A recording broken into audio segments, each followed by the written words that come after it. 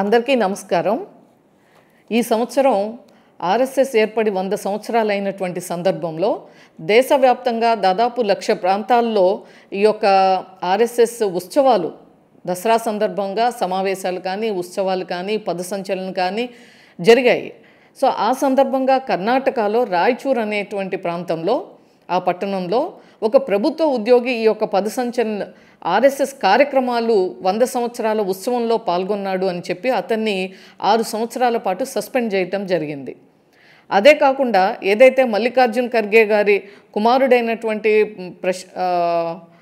ప్రియాంక ఖర్గే కూడా ఈ యొక్క ఆర్ఎస్ఎస్ మీద బ్యాన్ వేయాలి అని చెప్పి దీన్ని నిషేధించాలి అని చెప్పి వారు మాట్లాడటం, సిద్ధరామయ్య ప్రభుత్వం ముఖ్యమంత్రిగా సిద్ధరామయ్య కూడా ఈ యొక్క కర్ణాటకలో ఆర్ఎస్ఎస్ని బ్యాన్ చేస్తాము అని చెప్పటం, అదే మాదిరిగా ఎక్కడైతే చిత్తకూరు అనేటువంటి ప్రాంతంలో ఈ యొక్క పదసంచలనం చేసుకుంటానికి ప్రభుత్వం పర్మిషన్ తీసుకోవాలి అంటే పర్మిషన్కి అప్లై చేస్తే దాన్ని వాళ్ళు నిరాకరించటం, ఆ తర్వాత మళ్ళీ హైకోర్టుకు వెళ్ళటం, ఆర్ఎస్ఎస్ హైకోర్టుకు వెళ్ళిన తర్వాత హైకోర్టు మళ్ళీ ఆ యొక్క సమావేశం ఆ యొక్క కార్యక్రమాన్ని జరుపుకోవచ్చు.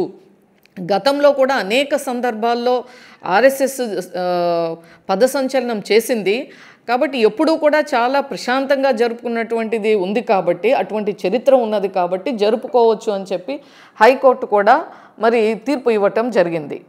ఈ సందర్భంగా మనం కొన్ని విషయాలని గమనించాలి. ఇప్పుడు ఆర్ఎస్ఎస్ మీద ఒక పెద్ద కుట్ర జరుగుతూ ఉంది కర్ణాటకలో, మరీ ముఖ్యంగా అంటే దేశవ్యాప్తంగా కూడా గతంలో కొన్ని సందర్భాల్లో చూసాం నిషేధించటం, ఆ తర్వాత మళ్ళీ అది తప్పు జరిగింది, అది పొరపాటు, మేము అనుకున్నది ఒకటి, కానీ ఆర్ఎస్ఎస్ అనేటువంటిది ఒక దేశం కోసం ధర్మం కోసం పనిచేసేటువంటి సంస్థ అని చెప్పి మళ్ళీ వారిని ఆహ్వానించినటువంటి సందర్భాలు నెహ్రూ హయాంలో మరి రిపబ్లిక్ డే పెరేడ్కి ఆర్ఎస్ఎస్ ఒక స్వయం సేవకులని ఆహ్వానించినటువంటి పరిస్థితి మనం చూసాం.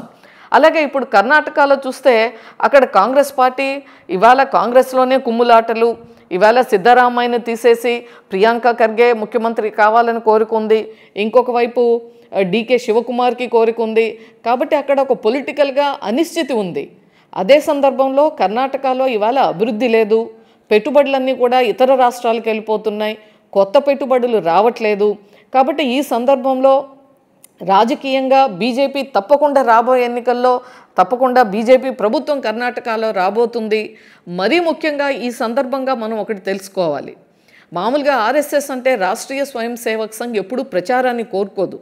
ఎక్కడా కూడా వారి యొక్క కార్యక్రమాలు ఏదొచ్చినా, వరదొచ్చినా, భూకంపం వచ్చినా, కోవిడ్ వచ్చినా, ఎటువంటి యుద్ధం వచ్చినా, దివిసీన ఉప్పెనొచ్చినా, ఎటువంటి కార్యక్రమం అయినా సరే, ఎటువంటి విపత్తు వచ్చినా కూడా మొట్టమొదట ఉండేది. మొన్న మనం చూసాము చివరికి మన కుంభమేళా ఉత్తరప్రదేశ్లో జరిగినటువంటి కుంభమేళా సమయంలో కానీ, అలాగే అయోధ్య రామ మందిర నిర్మాణం సమయంలో ఈ యొక్క భారతదేశంలో ప్రజలందరి తరపున కూడా వారు చేసినటువంటి సేవలు కానీ, ప్రతి విషయంలో కూడా ఇవాళ రాష్ట్రీయ స్వయం సేవక్ సంఘ్ యొక్క స్వయం సేవకులు పాల్గొంటూ ఉంటారు.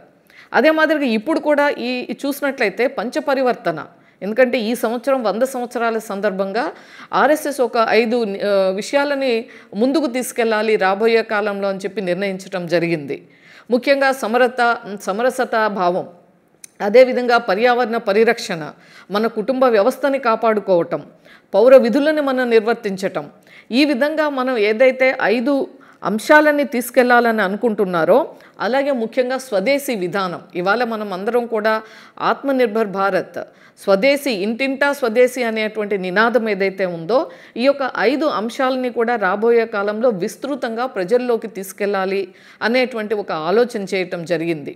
ఈ సందర్భంగా ఏమంటే ఈ యొక్క 100 సంవత్సరాలు ఆర్ఎస్ఎస్ ఉత్సవాలు జరుగుతున్నటువంటి సందర్భంలో మొట్టమొదటిసారిగా దీని గురించి ఎక్కువగా ప్రజల్లోకి వెళ్ళింది. ఎందుకంటే ఇంతకుముందు ఇన్ని కార్యక్రమాలు చేస్తున్నా కూడా ఎప్పుడూ ప్రచారం కానీ, ఒక ఫోటో తీయటం కానీ, ఒక టీవీలకు ఇవ్వటం కానీ, ఒక మీడియా పరంగా దాని గురించి తెలియచేయటం కానీ ఎప్పుడు కోరుకోలేదు, ఎప్పుడు చేయలేదు.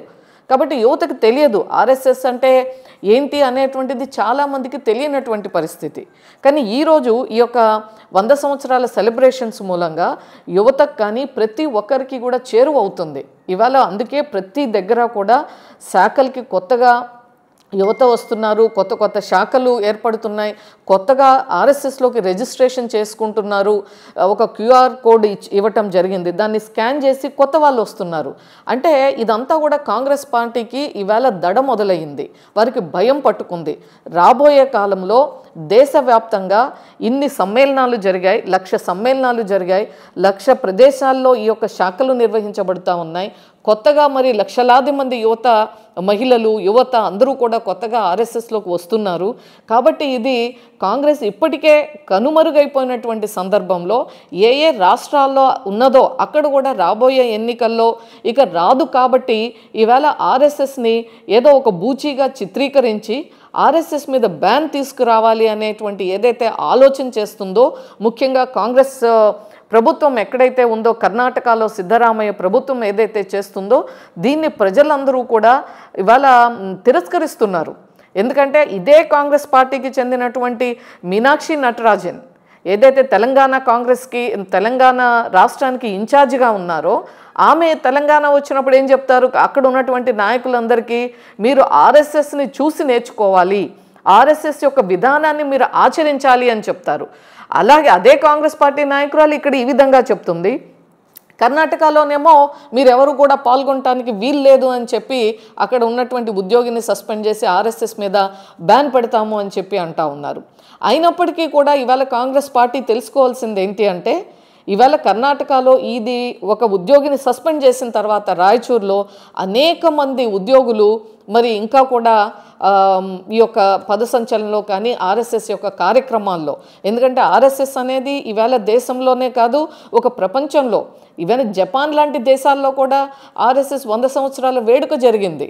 ఇవాళ చూస్తూ ఉంటే ఇప్పుడు ఒక రోటరీ, ఒక లయన్స్ క్లబ్ ఎలా ఉందో దానికి మించినటువంటి మన భారతదేశం మూలాల్లో నుండి వచ్చినటువంటి మన సాంస్కృతిక దీన్ని మనం మూలాల్లో నుండి వచ్చినటువంటిది, దేశం కోసం ధర్మం కోసం పనిచేసేటువంటి ఒక సంస్థ మరి ఆర్ఎస్ఎస్. ఈ యొక్క ఆర్ఎస్ఎస్లో అనేక మంది యువత ఇవాళ చేరాలని కోరుకుంటున్నటువంటి సందర్భంలో ఇటువంటి చర్యలు కాంగ్రెస్ పార్టీ మానుకోవాలి. మానుకోకపోతే రాబోయే ఎన్నికల్లో తప్పకుండా వారికి తగినటువంటి బుద్ధి చెప్తారు అనేటువంటిది ఈ సందర్భంగా తెలియజేస్తా ఉన్నాను. నమస్కారం.